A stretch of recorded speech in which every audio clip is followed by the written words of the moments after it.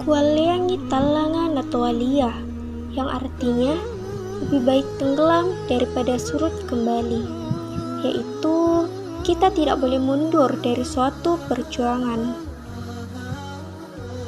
Assalamualaikum warahmatullahi wabarakatuh. Perkenalkan, saya Nur Putri Indasari Basir dari kelas A, Prodi Pendidikan Bahasa dan Sastra Indonesia, jurusan Bahasa Indonesia, Fakultas Bahasa dan Sastra Indonesia, Universitas Negeri Makassar. Baik, di video ini saya akan membahas mengenai tradisi mak baca-baca. Dalam tema ini, banyak pastinya yang muncul di pikiran kalian mengenai apa itu mak baca-baca. Apakah ini maksudnya membaca buku, novel, komik, kitab, dan lain-lain? Nah, baik. Untuk anak zaman sekarang, sedikit orang yang mengetahui budaya ini, karena memang ini sudah jarang ditemukan di Sulawesi.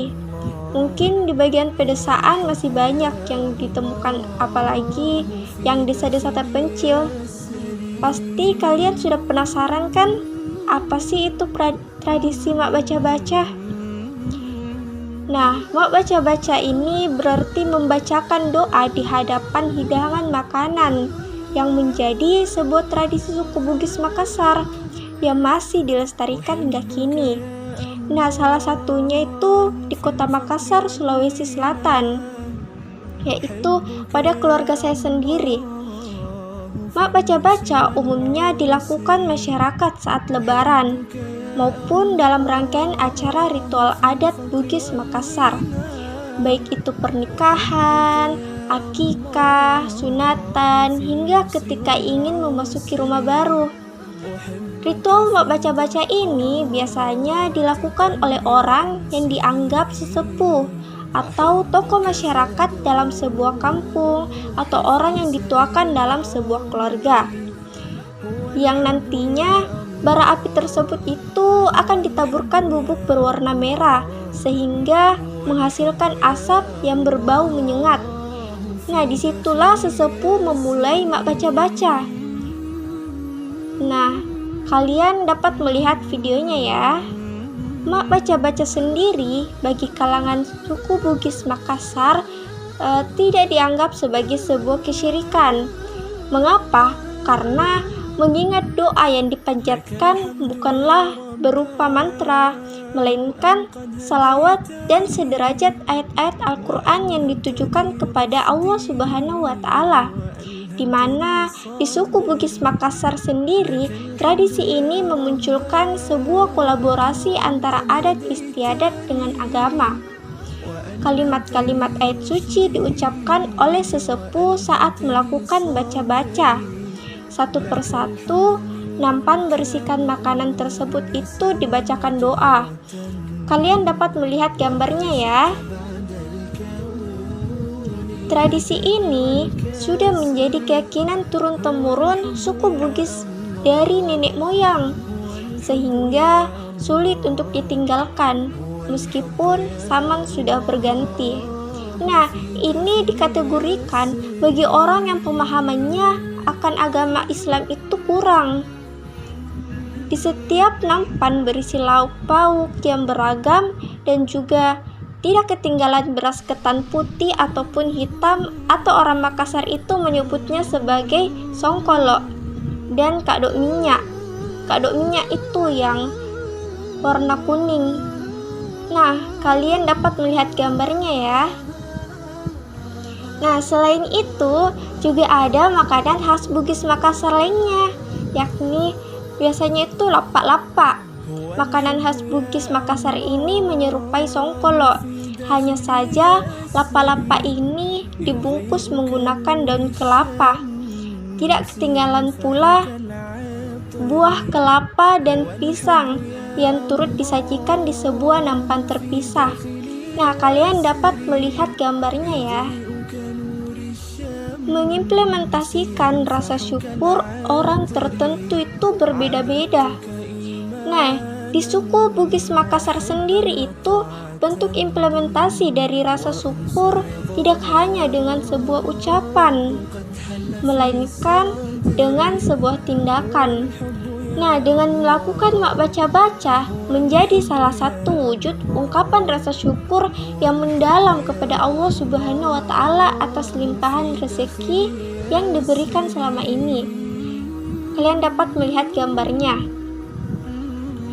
Beberapa dari keluarga ayah saya, tetapi bukan ayah dan ibu saya, karena keluarga kami itu tidak mempercayai tradisi seperti ini. Hanya saja keluarga ayah saya itu masih melakukan tradisi mak baca-baca ini. Bahkan nyaris tidak pernah melewatkan momentum lebaran tanpa tradisi tersebut. Nah, berikut beberapa tampilan gambar mak baca-baca di keluarga saya. Ada yang menarik dari tradisi mak baca-baca di keluarga saya. Dalam setiap nampan atau baki yang berisi makanan tersebut akan didoakan dan ditujukan kepada sebuah objek tertentu. Nah, misalnya saja nampan A, doanya itu ditujukan kepada nenek saya yang telah dipanggil Allah. Begitupun dengan nampan B, yang doanya ditujukan untuk kakek saya yang telah meninggal, dan seterusnya. Baik itu untuk acara masuk rumah, acara hakikah, acara sunatan, dan lain-lainnya itu ditujukan untuk doa-doa tertentu. Begitupun dengan orang yang meninggal seperti yang tadi saya sebutkan. Keluarga dari ayah saya itu merasa jika tradisi mak baca-baca ini jika tidak dilakukan maka ada yang mengganjal di hatinya, seperti ada yang kurang begitu. Dan parahnya lagi, dirinya itu akan didatangi para leluhur jika tidak melakukan mak baca-baca ini.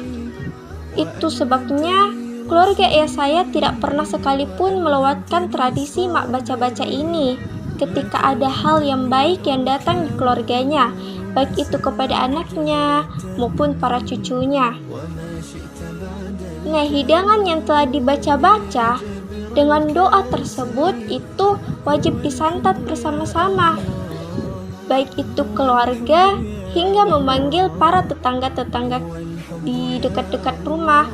Selain berbagi nikmat, makanan bersama ini juga dimaksudkan untuk mempererat tali silaturahim dalam kehidupan bertetangga. Kalian dapat melihat gambarnya ya. Sebagai seorang anak atau ponakan dalam keluarga ayah saya pun pernah mengatakan kepada ayah saya bahwa menurut saya itu apa yang dilakukan oleh paman atau bibi itu tidaklah diperbolehkan dalam agama. Itu menurut saya ya, karena jika dilogikakan, mana bisa sih orang yang telah tiada itu memakan makanan yang disembahkan itu, yang disajikan itu, malahan orang-oranglah yang kenyang memakannya. Ini memang benar adanya. Setelah ditelusuri bahwa dalam agama kita itu agama Islam, memang ini tidaklah diperbolehkan, karena ini sama saja dengan kesyirikan atau menduakan Allah Subhanahu wa Ta'ala. Karena walaupun pada kenyataannya saat baca-baca itu dilangsungkan hanya selawat dan bacaan-bacaan Al-Quran, tetapi tetap saja kita sudah percaya bahwa makanan itu akan dimakan oleh orang yang telah dikirimi doa, yang berarti kepercayaannya itu bukan hanya Allah saja, tetapi pada makhluk gaib. Nah, tradisi ini ada sejak zaman nenek moyang kita, yang dulunya pada zaman itu ilmu pengetahuan tentang agama Islam itu masih sangat minim.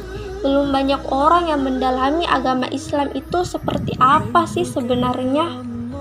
Makanya muncullah tradisi-tradisi seperti ini yang dipercayai sampai saat ini, yang dilestarikan oleh anak-anak dan cucu-cucunya yang percaya akan hal-hal seperti ini.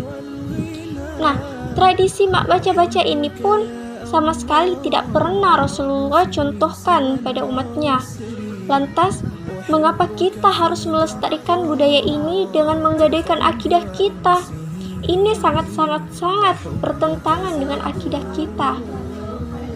Dan seharusnya untuk zaman sekarang itu, apa harus melestarikan budaya yang tidak masuk akal ini?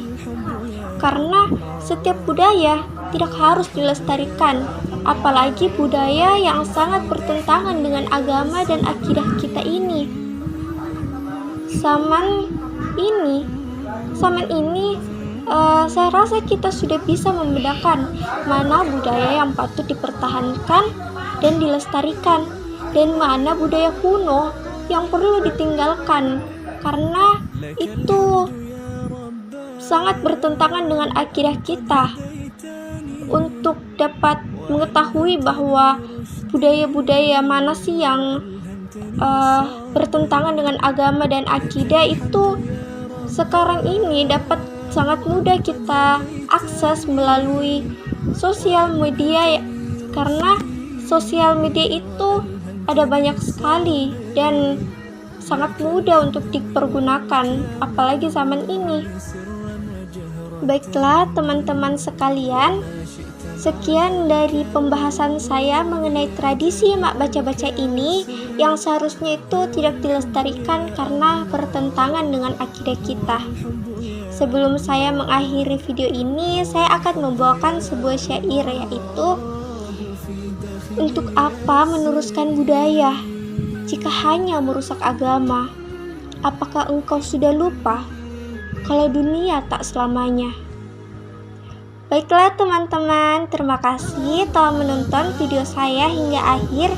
Jika ada salah kata mohon dimaafkan, karena kebaikan datangnya dari Allah dan keburukan datangnya dari saya sendiri. Wassalamualaikum warahmatullahi wabarakatuh.